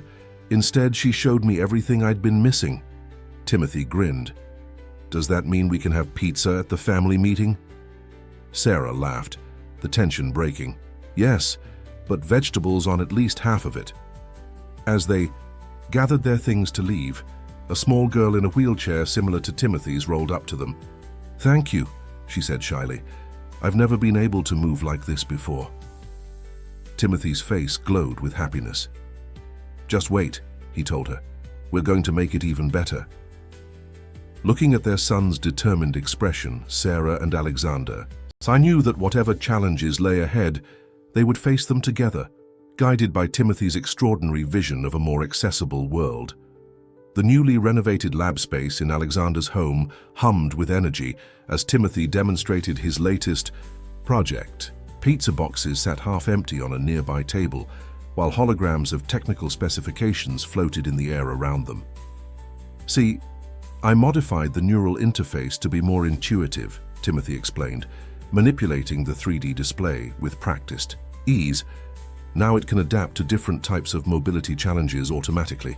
Sarah and Alexander sat side by side on the lab's comfortable couch, watching their son present his ideas with growing confidence. The past few months had transformed not just their lives, but their understanding of what was possible. "The key medical applications are incredible," Sarah noted, her doctor's mind already seeing the potential. "This could revolutionize physical therapy protocols." Alexander nodded, adding, "And with the new subsidiary's resources, we could fast-track development and testing." Timothy spun his wheelchair to face them, his expression serious despite the smudge of pizza sauce on his cheek. "So we're doing it? We're going to make the new company?" His parents exchanged glances. They'd spent the evening discussing Victoria's proposal, weighing the implications for their family and their careers. The idea of working together officially to develop Timothy's innovations was appealing but complex. "What do you think, sweetheart?" Sarah asked. "It would mean a lot of changes." More public attention, more responsibilities. Timothy considered this, his face showing the same focused expression Alexander wore during important decisions. But we'd be helping other kids, right? Making things that could help them move better, do more things on their own. Yes, Alexander confirmed. Your ideas would be the foundation for an entire line of adaptive technology. Then we have to do it, Timothy said firmly.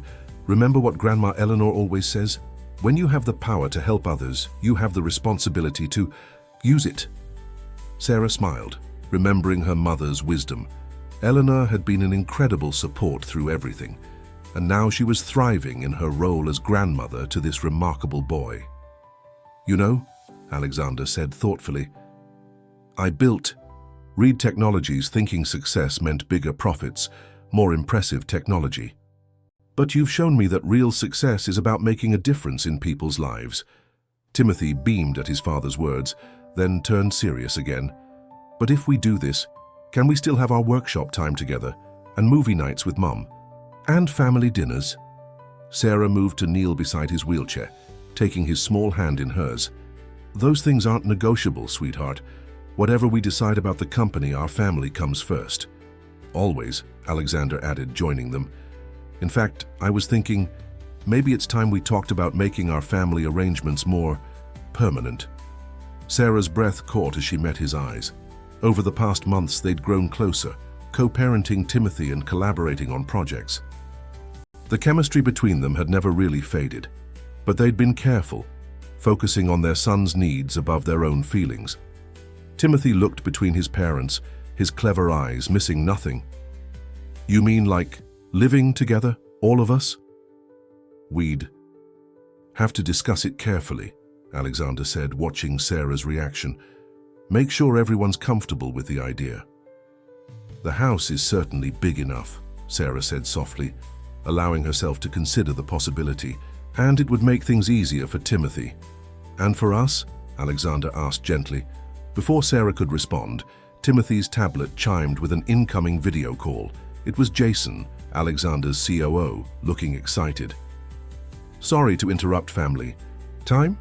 He said as Timothy answered, but the preliminary response from our medical partners just came in. They're enthusiastic about the neural interface prototype. They want to begin trials as soon as possible. Timothy quickly pulled up the technical specifications he'd been working on. I just finished the latest modifications. Look at the adaptive response curves. As their son dove into a detailed technical discussion with Jason, Sarah and Alexander shared a meaningful look. Their unconventional family had already defied expectations. Perhaps it was time to embrace that fully, both professionally and personally. We'll figure it out, Alexander whispered, his hand finding Sarah's. Together. She squeezed his hand, watching Timothy gesture animatedly as he explained his innovations. Their son had brought them back together in ways they never could have imagined, and now he was leading them toward a future filled with possibility. Together, she agreed softly. Timothy ended his call with Jason and turned back to his parents, noticing their joined hands with a satisfied smile.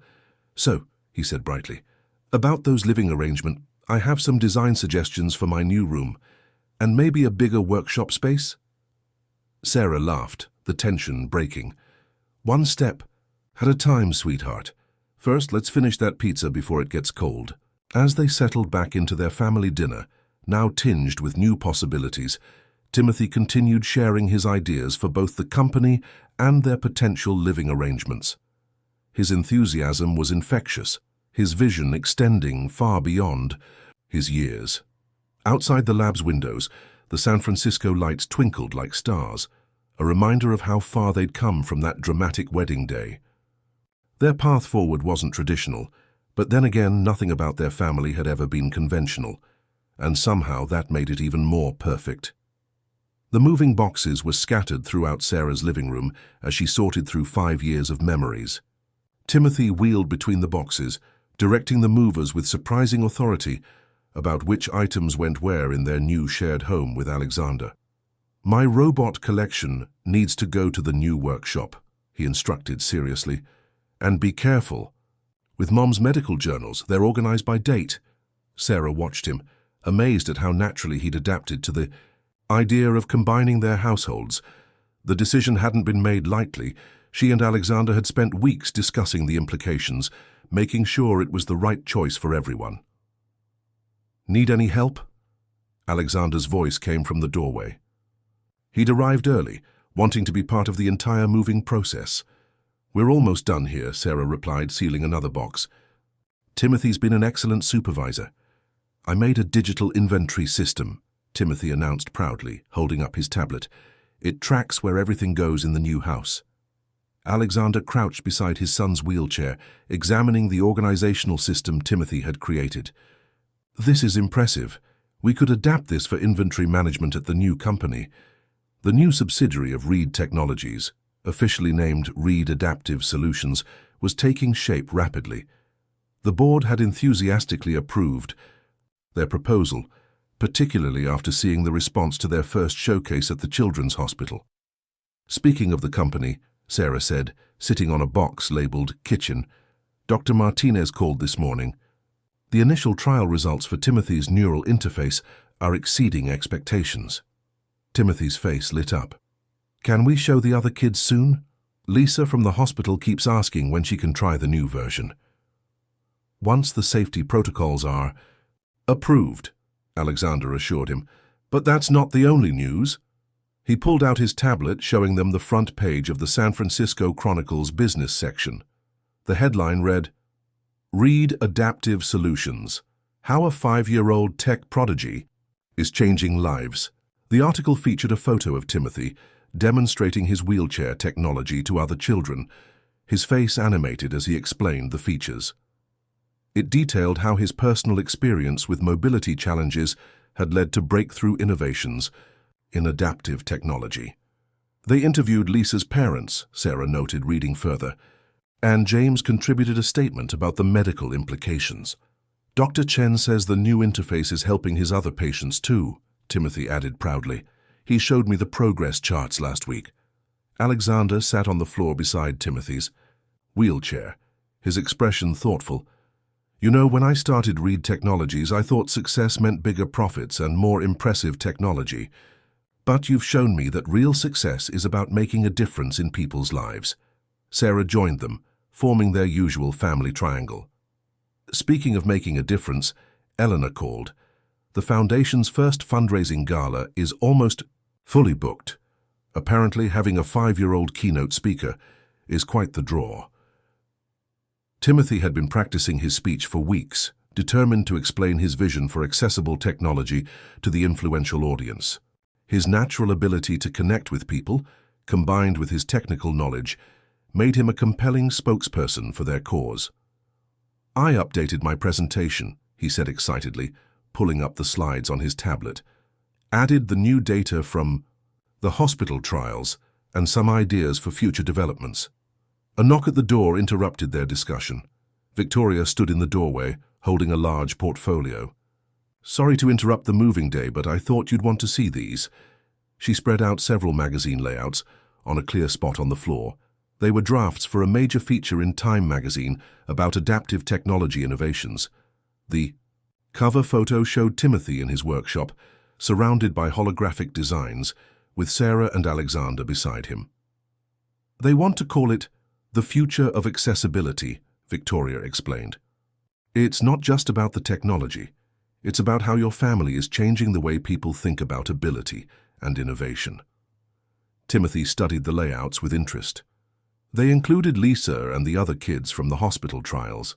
And, "Look, they used my drawings to explain how the neural interface works." Sarah felt tears prick her eyes as she read the article's introduction.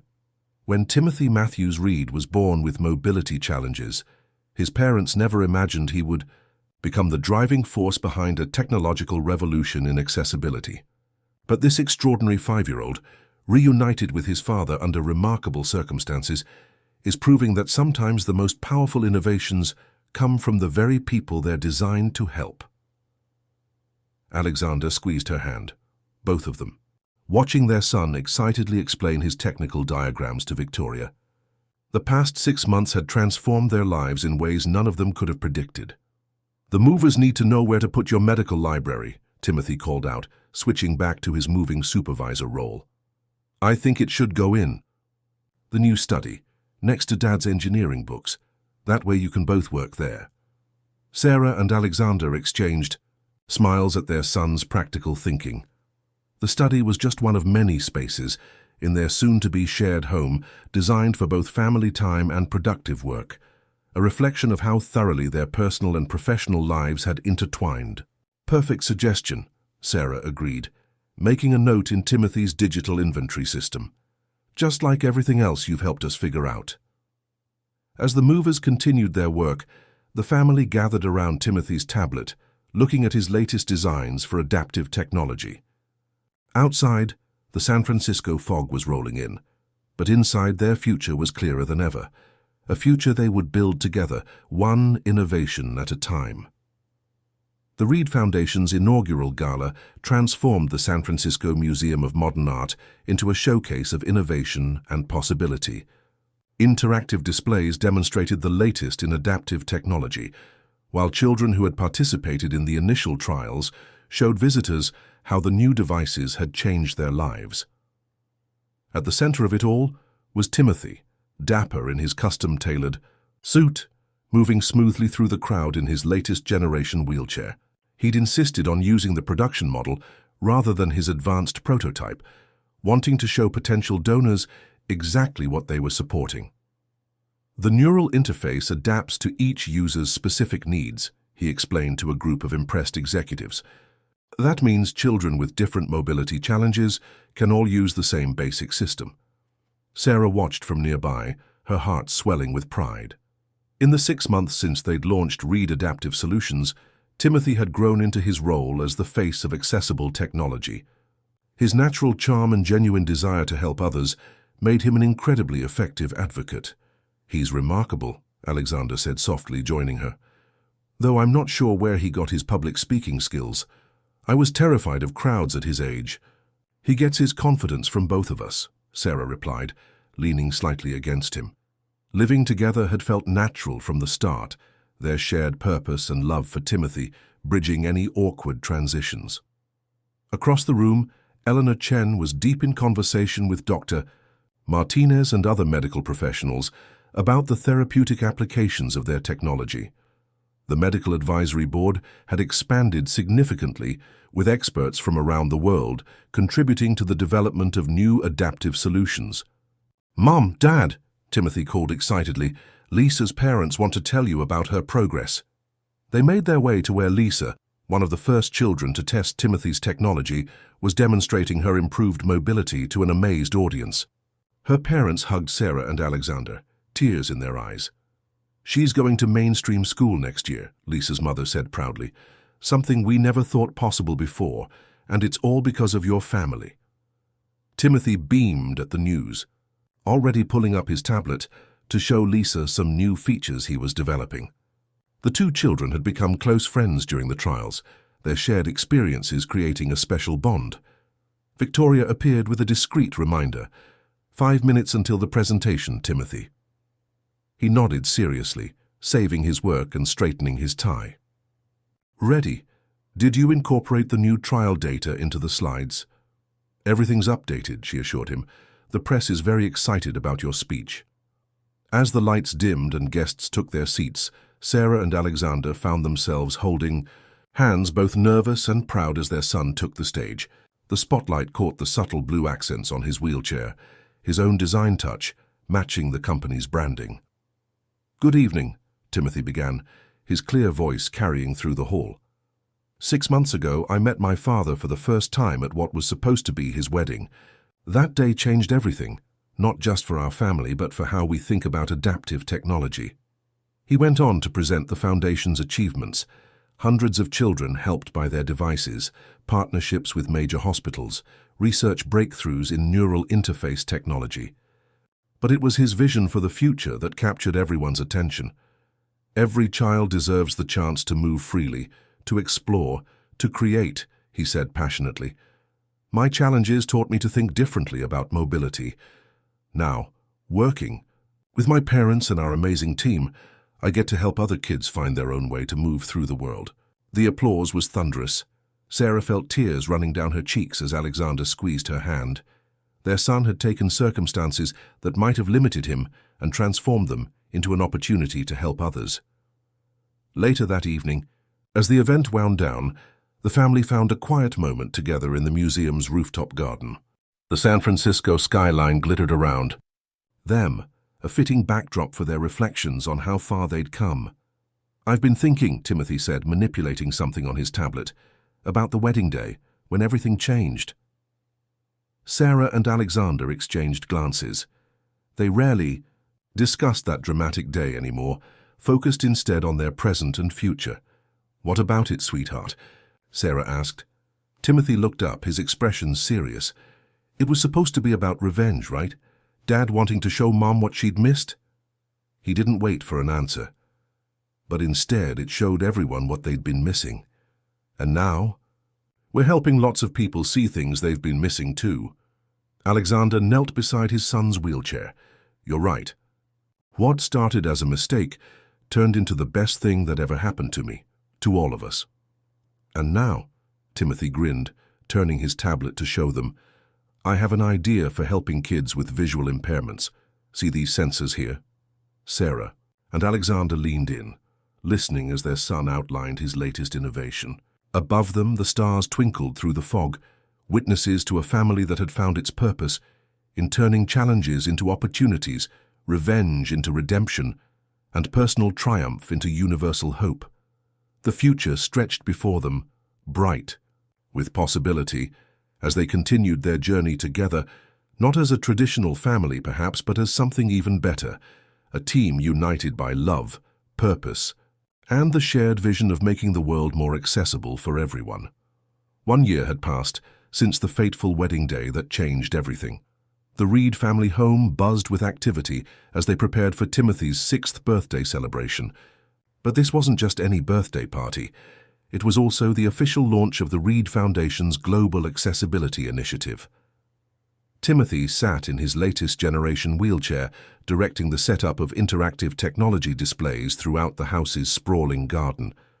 Each station showcased different adaptive solutions, from mobility assistants to communication aids, all inspired by his original designs. "The sensory garden needs to be more accessible," he called out to the installation team. "Remember, we have kids coming who use different types of mobility devices."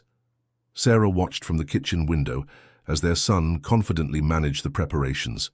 "Sometimes I forget he's only turning 6, she said, leaning back against Alexander's chest as he wrapped his arms around her waist. "He's always been extraordinary," Alexander replied, kissing the top of her head. "Just like his mother." The relationship had deepened over the past year, strengthened by their shared purpose and the daily joy of raising their remarkable son. The wedding that never happened had led to something far more meaningful, a family built on understanding, innovation, and love. "Dr. Martinez just confirmed," Victoria announced, walking in with her tablet. 5 more children from the hospital trial program will be attending, and the virtual connection is set up for kids joining from other countries. The party would connect children using Reed adaptive technologies from around the world, creating a global celebration of accessibility and inclusion. It was Timothy's idea. He wanted to share his birthday with all the children who had helped test and improve their devices. "The neural interface update is ready too," Jason added, joining them. "Timothy's latest modifications have improved response time by 30%. Outside, a familiar voice caught their attention. "Timothy, look what I brought." Lisa, now one of Timothy's closest friends, arrived with her parents. She was walking with the help of one of their most advanced mobility aids, carrying a large wrapped package. "Is that what I think it is?" Timothy asked excitedly, wheeling over to greet her. "The prototype we've been working on," Lisa confirmed. "Dad helped me finish the calibrations last night." The 2 children had become quite the innovation team, with Lisa contributing valuable user feedback that led to significant improvements in their devices. Their friendship exemplified everything the Reed Foundation stood for: collaboration, understanding, and the power of shared experience. Soon the garden filled with guests. Children with various mobility challenges tested new devices, shared experiences, and celebrated together. Medical professionals mingled with tech developers, while parents exchanged stories of hope and progress. Eleanor Chen, now fully embracing her role as grandmother, supervised a group of children experimenting with adaptive art tools, another of Timothy's innovations. "Your grandson is changing the world," she told Sarah proudly. James Chen, still an integral part of the medical advisory board, demonstrated new therapeutic applications to interested doctors. The professional relationship had evolved into a genuine friendship, with James becoming one of the Foundation's strongest advocates.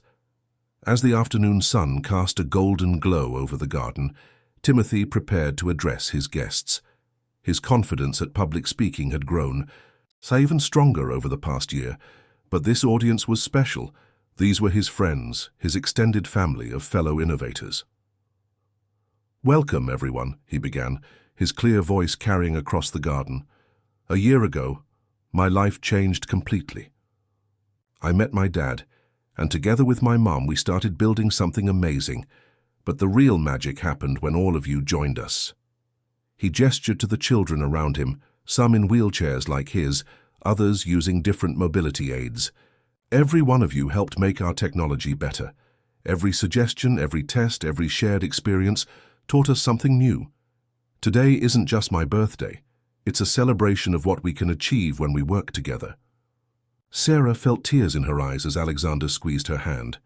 Their son continued, "And we're just getting started. Today, we're launching new programs in 15 countries. Children everywhere will have access to adaptive technology that grows with them, learns from them, and helps them explore their world." The garden erupted in applause. Through the virtual connection, children from around the globe joined in the celebration, their faces appearing on screens throughout the space. "But first," Timothy grinned, returning to his role as birthday boy, "I believe there's cake." As the celebration continued, Sarah and Alexander found a quiet moment together. "Did you ever imagine this?" she asked softly. "When you sent that wedding invitation?" Alexander shook his head, pulling her close. "I thought I was orchestrating the perfect revenge. Instead, I found the perfect life." He watched as Timothy and Lisa led their friends in an accessible dance, their mobility devices moving in synchronized patterns. "Our son didn't just change our lives, he's changing the world." "Speaking of change," Sarah said, a slight smile playing at her lips, "I have some news to share later." Before Alexander could respond, Timothy called them over. "Mom, Dad, come see what Lisa and I invented." They joined their son, who was eagerly demonstrating a new feature that allowed mobility devices to communicate with each other, creating synchronized movements for group activities. The joy on the children's faces as they moved together, unrestricted by their physical challenges, was a testament to Timothy's vision of a more accessible world. The garden filled with laughter, music, and the gentle hum of advanced technology, working in perfect harmony with human determination. It was more than a birthday party. It was a celebration of possibility, a testament to the power of love to transform lives in unexpected ways. The evening sun cast long shadows across the Reed family's garden as Timothy's birthday celebration began to wind down. The global virtual connections remained active, children from different time zones, still sharing stories and ideas about their experiences with the adaptive technologies. Sarah and Alexander stood together on the patio, watching their son demonstrate yet another innovation to an enthralled group of children and medical professionals. The past year had transformed all their lives in ways they could never have imagined. "Ready to share your news?" Alexander asked softly, his hand finding hers. Sarah smiled, turning to face him. "I think it's time. Timothy should be the first to know." They called their son over, his wheelchair gliding smoothly across the garden path. "What's up?" Timothy asked, his keen eyes noting their